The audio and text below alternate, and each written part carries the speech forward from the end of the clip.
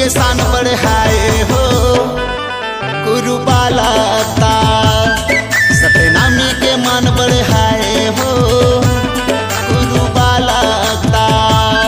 जगह जगह होते जयकारा गली गली गूंजे तोर नारा जगह जगह होते जयकारा गली गली गूंजे तोर नारा सतनामी राजा तय कहाए हो गुरु बालकता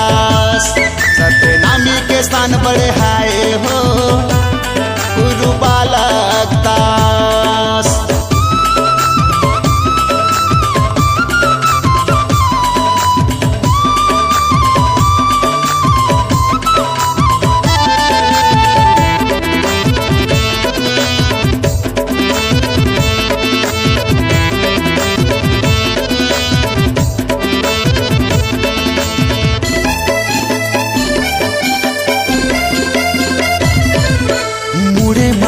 माथे में चंदन रासाही पोशाक गा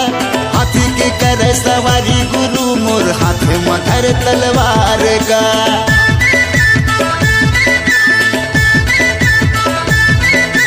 बूढ़े में बागा माथे में चंदन रासाही पोशाक गा हाथी के करे सवारी गुरु मोर हाथ में धर तलवार गा हाथी के करे सवारी गुरु मोर हाथे में धर तलवार का अरे दुश्मन मन थर थर कापे तोला देख के फिर भागे अरे दुश्मन मन थर थर कापे तोला देख के फिर भागे तो आगू में छाती अड़ाए हो गुरु बालकता सतनामी के शान बढ़ाए हो गुरु बालकता।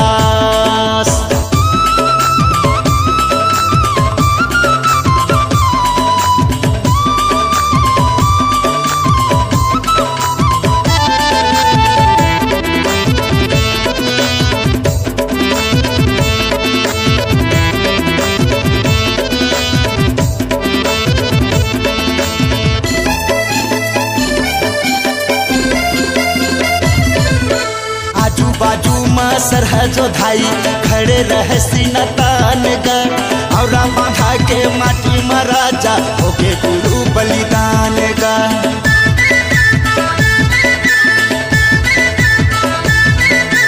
आजू बाजू में सरहजो धाई खड़े रहे सीना तान गा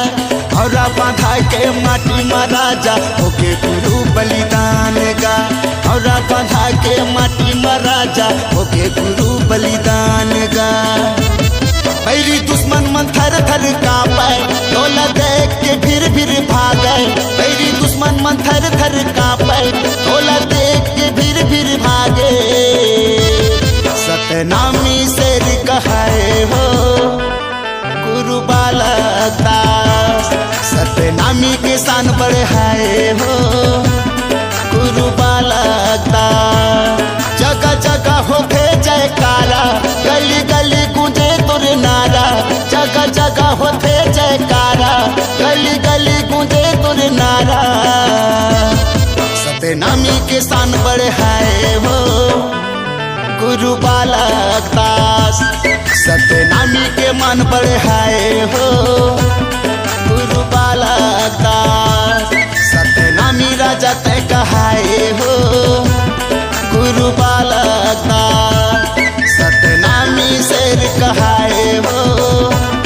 गुरु बालकता बलिदानी राजा तय कहाए हो गुरु बालकता सतनामी राजा तय कहाए हो गुरु बालकता।